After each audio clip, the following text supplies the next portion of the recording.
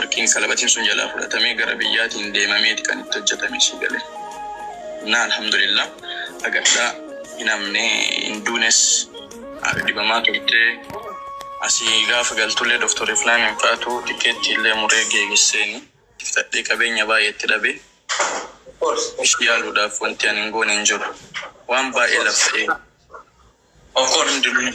hin darbaa hin fayyiti ishiin sitti deddeeba wanti kun dammoo sii galee baay'ee waynatti dhagahame nama wajji nyaattee harka kan kee harka ishii irraa taa'ee nyaatutu wanta kana hojjetee yoo jedhamu dammoo hirriba si dhorka akka namni nama amanee nama wajjin jiraatuun illee kabbaadiidha.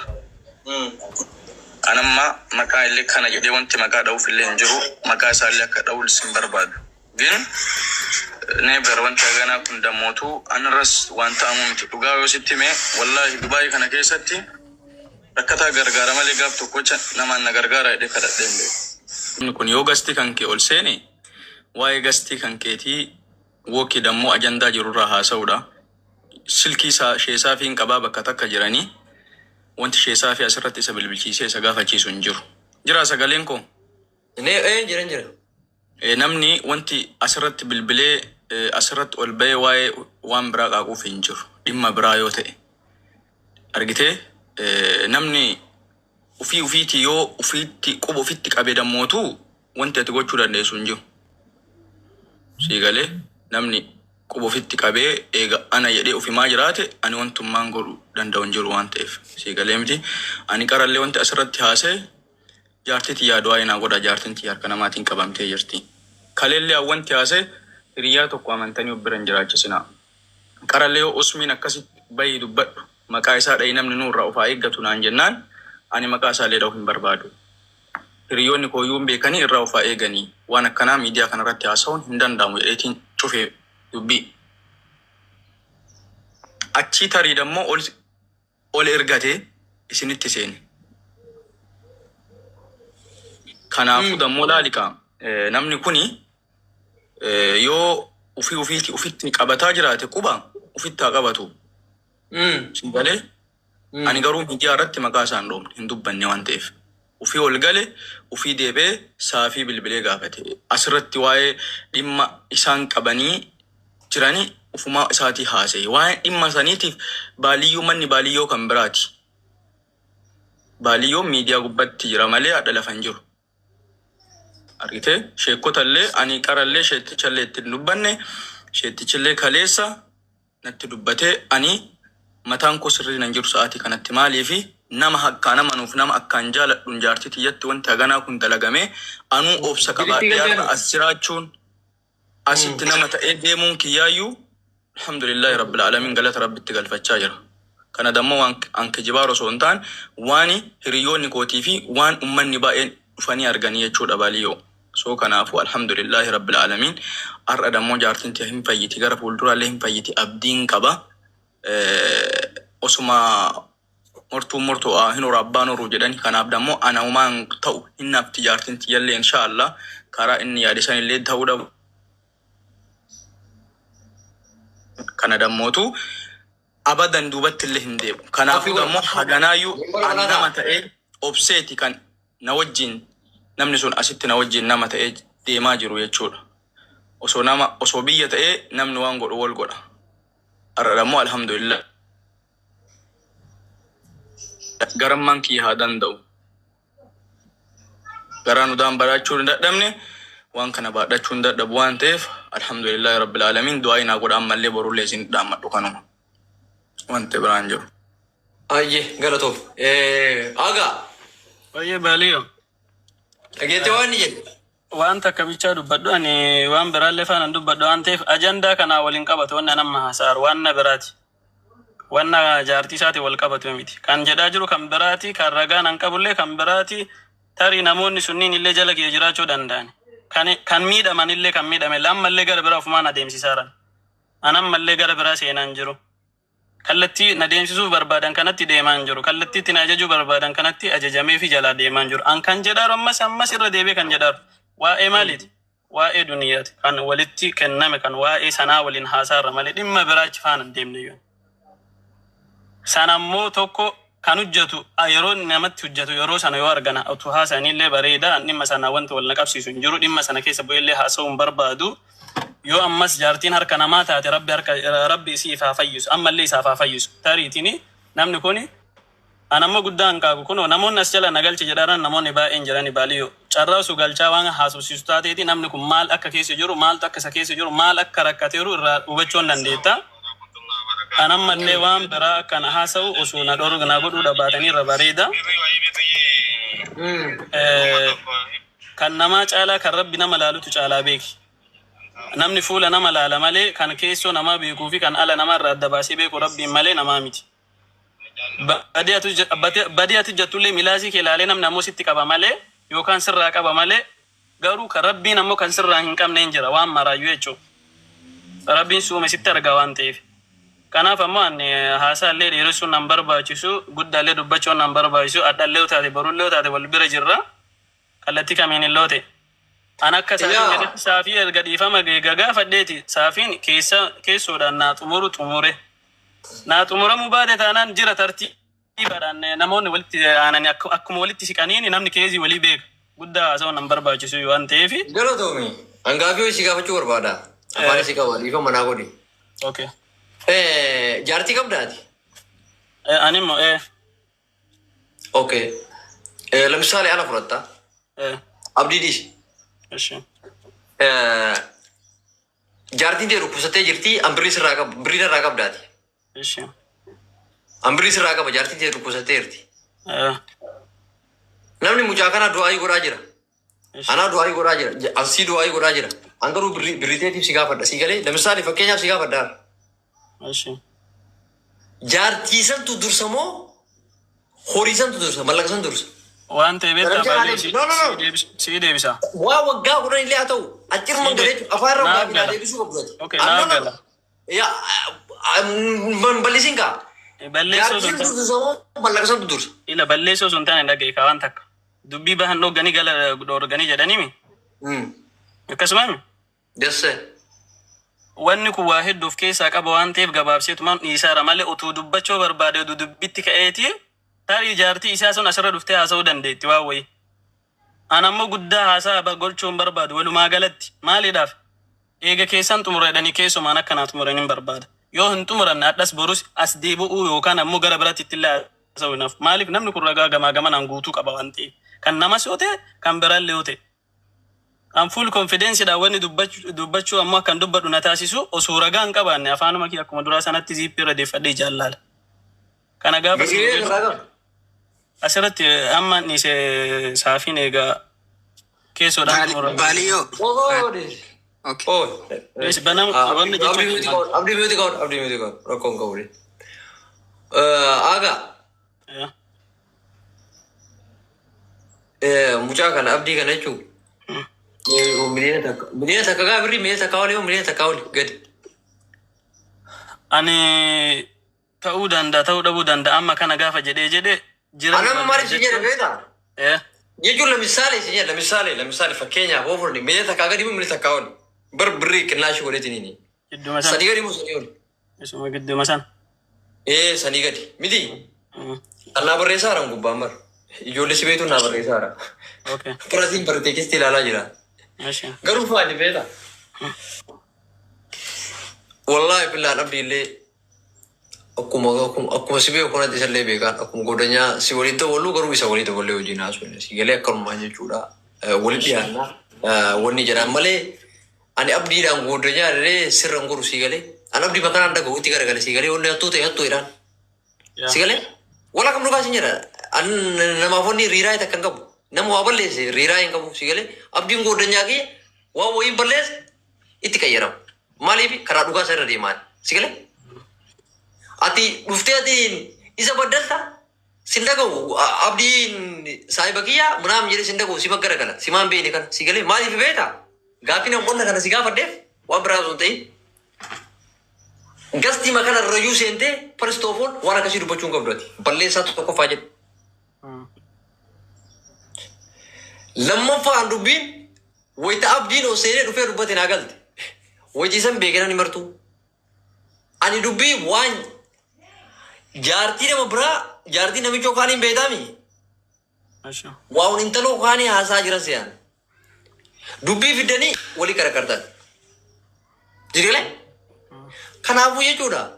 Abdii shaggar du'aa godhaa fi sigilaamti. Atillee waan qabdu jaarsummaadhaan fitadhu keessaan miidiyaa gubbatti.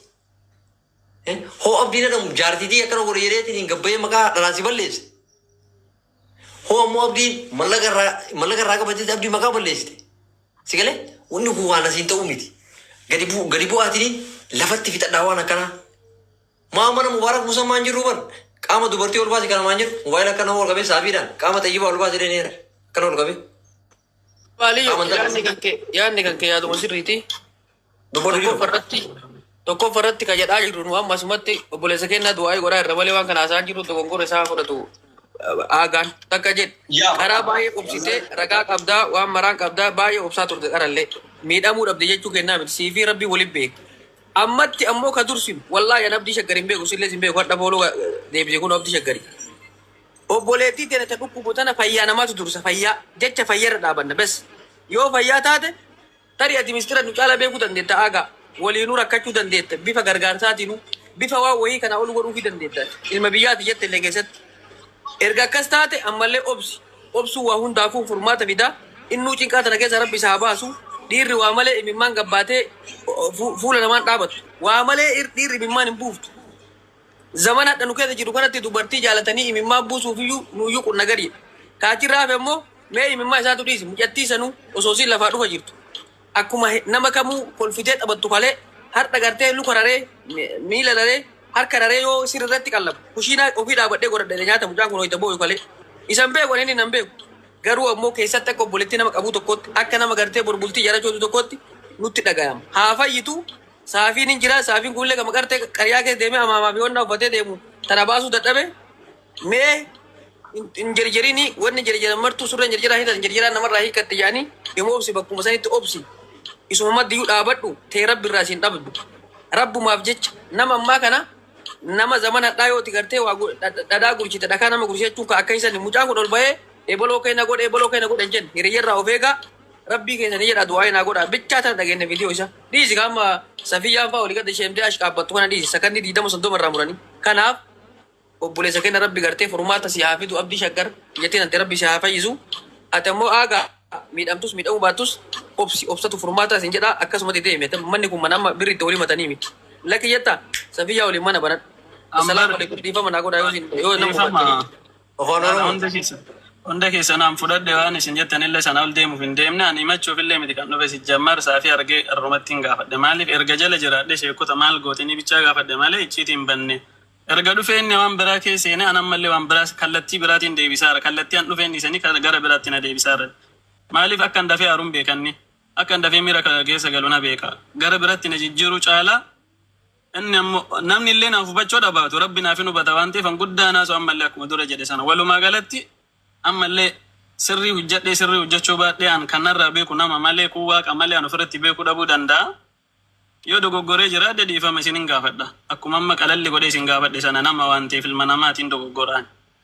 Laakiin saafii kan gaafadhaaruuf hamma ta'e wayii baay'ee wayiin obsee irra taree wannoonni biraa uumamee amma lijuudhaaf akkasittiin haasaa jecha jedhamu sheekota maal gootanii jedhe isaayuu saalfadheen otuu dubbachuuf iyyuu ka'e arrabana qaba waan ta'eef hin sodaadhe baay'ee wayii.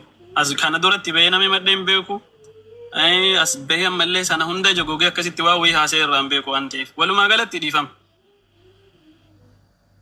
Dhiifama siyaa godhuu haqatan teelee rabbi siyaa baasu saafii aliyyi gabbuu ilaalii fi waan kanattillee keessaan gabaabsii fi isallee akkuma isaatti dhaga'ama. Yeroo tokko waa dubbadhu. Dubbadhu abdi. Jarana wanti kun osoo asirratti illee ilaallamee waani ana miidhullee miti dhugumatu ba'a. Ani asirratti illee osoo dubbatanii በጣም ደስ ይለኛል maaliif jennaani isatu dubbate waan ta'eef namni waan atitti kennite waakkatee waan ofii bichaa gaafa na kenni jedhe akka sheesaafiiniif Dr. Ifnaan illee dubbii kana wanti isaan illee dubbachuullee duubatti butamaniif dhugaa waan beekaniif inni dammoo waan dhugaa fudhachuu hin dandeenyeef isii galee ka isaa malee kan namni biraa fudhatamuu hin danda'u. Kaleellee deengaddallee taanaan kaleellee wanta kana irraa haasameera kaleessa kalima kaleessa yuu irra haasaame kiyya malee jedhee dubbii dhiisee deeme. Cinaa yuu akkatee cinaa amanee dubbii san herreega godhanii yennaan oluma ka'eetuma lixe. Namni akkanaa yoo kan maqaa namaa balleessuuf ka deemu dhiifama naa godhiiti akka inni yaadetti hin maraadhuuf yani. Karaa inni jedhullee hin deemu manni. Karaa dhugaa jirtu dubbata malee namni waan hin jirre hin dubbatu. Argite sheesaa fiinillee asirratti isatu bane waan ta'eef matammaan isaanii yoo asirratti dhugaa jirtu waan gaafas dhagahamellee na wajjin kun as jiranii haa dubbatanii. Achi booda akka lamu maqaa kiyyallee hin dhoofne isinillee anaaf namni kun hundinuu dhagahee wanti lafa gadi bu'ee dubbatamu gonkuman jiru baalii yoo dhiifama maalee shigin asirratti kaasee waan kana dubbadhu siin jechuu kootiifuu dhiifama sii galee maaliif siin jedhaara wanti kun dhugaan jirtu haa baatu. Yoo dhugaan na wanti kun yoo waan ana himachiisu ta'e kunoo Dr. Ifnaan dhufee jira ol galchaanii Dr. Ifnaaniin as gabbuuti mattu haali. Innaa isa galchaatii dhugaa jirtu inni nuu haa dubbatu argee jira. Sheesaafiin fakkeessa jiranii dhugaa haa mootu ammas taanaan kaleellee ardhallee dhugamatu mo'aa fidiitii mataan isaallee herreega gootanii yoo wanti inni narraa qabu jiraate abdii kenniif naan jettanii fuudhee isaan kennaaf. Osoo inni birrii kanarraa qabate sheesaafi nunarraa kafala Dr. Ifnaan nunarraa kafala wallahi billahi inni annaallo. Assalamu alaikum warahmatullahi wabarakatuh. Akkam nagaa fayyaa jirtu? Assalamu alaikum warahmatullahi wabarakatuh. Akkam nagaa fayyaa keessanii? Nagaa fayyaa. Jira. Maaltu barreessila TikTok maamila tokko dhaabdanii gaafa bulchaani magaalaa irraallee bayeessini adabattanii teettara ganamni galuufillee qeetti TikTok dubbata dhaabdan. Boru kan iftaan kan maa inni akkanaa qoy rakkoo wajjin keessan maalii jedhee warroon jala deemtanii ziira nettan ziiriin zarii teessanii haafixu wallahi billahi inni ekko ziiri misraasa wadillee rabbiin inshaallah yoo anuusini dhiisu guyyaa qaamaatti wallahi billahi afaan jecha kana itti gaafamtan inshaallah rabbiin tokkoon ila waan tan mana keessanitti haa galchu sinii galee inni ekko original sound ni sarto milawat namni gaafa nama jaalate nama dhabee jedhe waa meeqa dhee maqaa nama balleessuu danda'u amma bistii baay'ee gadi hin baafnu malee as jalate tor ziirettan ziiriin lukaafara keessa irraas hin bayin inshaallah kanuma siin jedha kabiraa demmoo waa'ee amma dubbii waan dhiqoo dhagaa jiranatti fakkaate waan kana sumaasuma gabaabsitanii iftanillee ammachi hin deebaa rabbi jedhee guyyaa muraasaan booda okay Doctor maaltu jira seetan waan akkanas jammar maal jettaa asirra dubbattan isin ati maal taate haa gaamaaf dubbata asirratti waan qabnu jaarsummaadhaan qabnee dubbannee jira dubbii guddaallee nuti jammar kun waan hin jiraa miti hiriyummaa lamaan jidduutti misunderstand ta'e jechuudha. Kana waan ta'eef waan misunderstand ta'e asirra fiddanii miidiyaa guddaa gubbatti maaliif waloonna jenna namaa kotti maaf waloonna jenna. Doctor maal ta'e waan waa ganale ga'u miti. Ila waan ta'e dhaggeeffadha.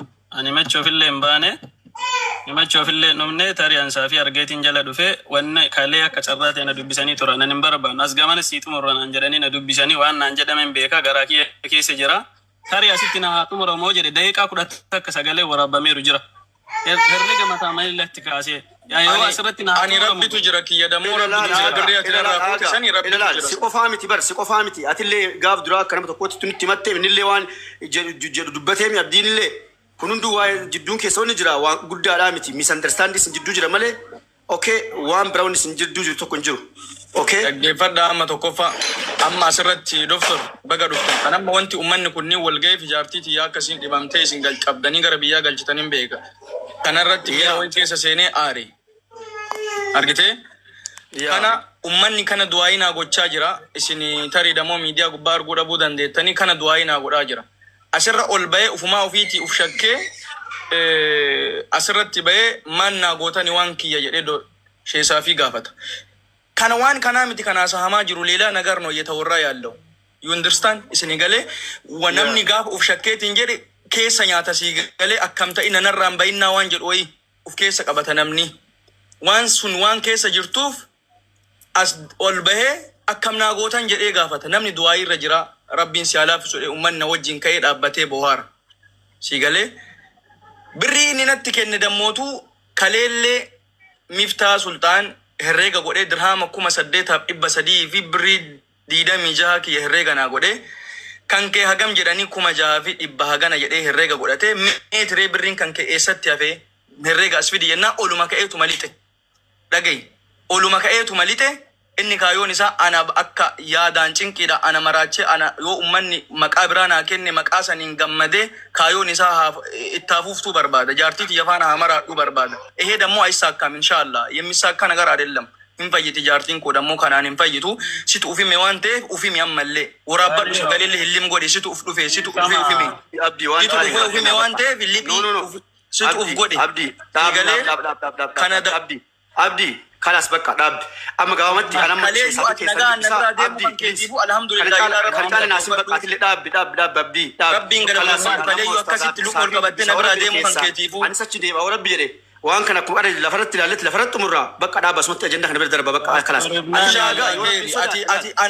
ati shii mari'achite ati jiraachuu barbaadde aysaa gaya mee yemmisaa kalli inshallah addamtኝ በእናትህ አዳምጠኝ አንዴ አሁን አንድ ቃል አትጨርጭ ባላ ይዣለሁ አንተም አጋትል ረቢ ነው ከቤቱ ተይላል ሲገለ የሮ ተከብቻ ዳብ ሲሰራን ዶክተር አትስታብ ንስታብ በቃ خلاص ما سلام ለማን ከሰባባ ዋን ብራ ዋን ሳጀስተ ትፉፋ ማለ አቺ ዴባሉ ይረከ ቀቡቲ ወጂና ሶብና አኮ ጋብ ድራው ጂና ሶብነ ቹላ አካ ሂከማር ወርጌ ከሰ ቀነቀናር ሂከማ ጅራ ምን ለፍናንተ አብዲ እንዳትናገሪ ባላ ብየኔሽ አልናገርም አም ሸተብ ነው namni kuma lama dhibba jaha kuni yoo harki biyya keessa jiraate waan harkaafilu kasi haa qabu naan jedha yoo arrabni isaa dhara dubbataa jiraate rabbi arraba kee keessa si haa gosu jedha arrabu'a namni kun hundi jechuu isitu ufi mubbaye baran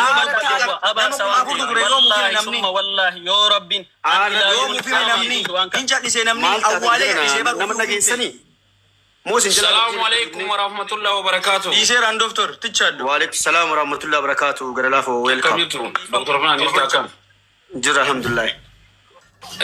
نوال لقي فتاني تجاه نقول كده سجى زراعة السافلين نقول ده باريو اللي هو نافان قواتك كدر الله تعاجر هذا باني كوش اللي دبرتي ده عبد الله دكتور فلانيس جالو ينفعل كسمة ولا قي فتشون بريدا أنا فيديو أبدي تكون أرجع dhugaa baay'ee natti dhagahame tokko farati biroo rakkoo rabbi namatti fida pooliskii rakkoo si caaltutu nu bira jira gin miidiyaa irratti akkas hin taane ifuma guddaa wajjin ati ilma dhiiraatti diina qabdaa nama baay'eetu sittan ilaalamatu akkas hin godhatini gadabru dabree jaartiiti immoo rabbi ol kaadhu wallahi gaafa isiin salaattee jechuudha rabbi ofii tachi gorte inshallah siiriin abbaa fedhee suutaan du'aatuma deema ana obsaa dhaqee soo diina meeqa qabu natti jabaatee nama wajjin walii galtee dadhabnaan hojiin guutuun harkaa dhaabannaan natti hammaananiin ol bee dubbadhe yoo dhiqqaate yeroo dheeraa ta'usaa ture ani ijoolleen na beekan gidduu kana gara ofaan bee dubbataa jira maal jechuu barbaadama tokko farratti